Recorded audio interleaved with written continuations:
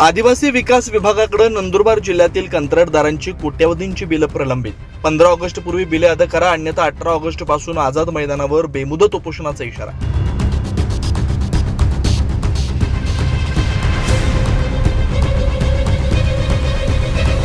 जिल्ह्यात आदिवासी विकास विभागाअंतर्गत पूर्ण झालेल्या विकास कामांची कोट्यवधी रुपयांची बिलं मागील 2 वर्षापासून प्रलंबित असल्यानं कंत्राटदार आर्थिक अडचणीत सापडलेत। नंदुरबार जिल्ह्यातील 1730 कोटींची बिलं प्रलंबित आहे। 4 ते 5% रक्कम मिळाल्यानं याबाबत निवेदन आमदार शिरीष कुमार नाईक, आमदार राजेश पाडवी, आमदार आमशा पाडवी, माजी खासदार डॉक्टर हिना गावी यांच्याकडे निवेदन दिलंय। शासनानं 15 ऑगस्ट 2026 पूर्वी प्रलंबित बिलांचा निधी वितरित करावा, अन्यथा 18 ऑगस्ट पासून मुंबईतील आझाद मैदान इथं बेमुदत उपोषण करण्याचा इशारा नंदुरबार जिल्हा कॉन्ट्रॅक्टर वेलफेअर असोसिएशनने दिलाय।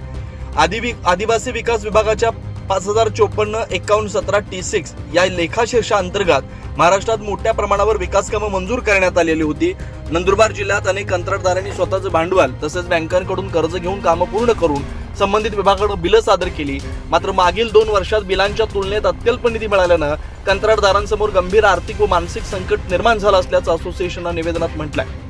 बिलं वेळेत मिळत नसल्यानं कंत्राटदारांचे बँक कर्ज जप्त थकीत झालेत।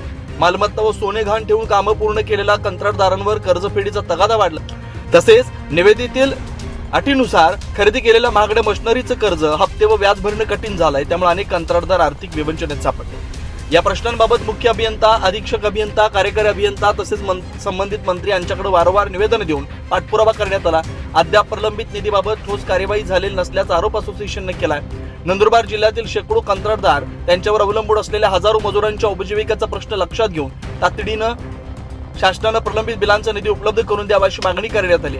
15 ऑगस्ट पूर्वी निधी मंजूर करून बिल अदा न केल्यास 18 ऑगस्ट पासून मुंबईच्या आझाद मैदानावर नंदुरबार जिल्ह्यातील कंत्राटदार बेमुदत उपोषणाला बसतील असा स्पष्ट इशारा देण्यात आला।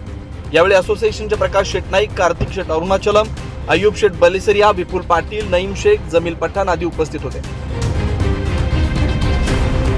मी नंदुरबार जिल्हा कॉन्ट्रॅक्टर असोसिएशनतर्फे माननीय आमदार साहेब शिरीषदादा यांना निवेदन देण्यासाठी नवापूर तालुक्यातून आमचे कॉन्ट्रॅक्टर मंडळी आम्ही निवेदन दिलं।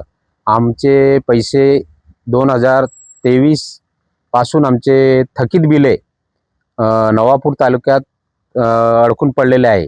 तर आमची आज अशी वेळ आलेली आहे, मशिनरींचे हप्ते थकलेले आहे, मजुरांचे देयक थकलेले आहे। तर एकदम वाईट परिस्थिती निर्माण झालेली आहे। तरी आम्हाला 15 ऑगस्ट 2024 पर्यंत बिले दिले गेले पाहिजे, अन्यथा आम्ही 18 ऑगस्ट पासून आझाद मैदान येथे आंदोलन करण्याच्या तयारीत आहे। पंचतारका न्यूज चॅनल संपादक पंकज आहिरे।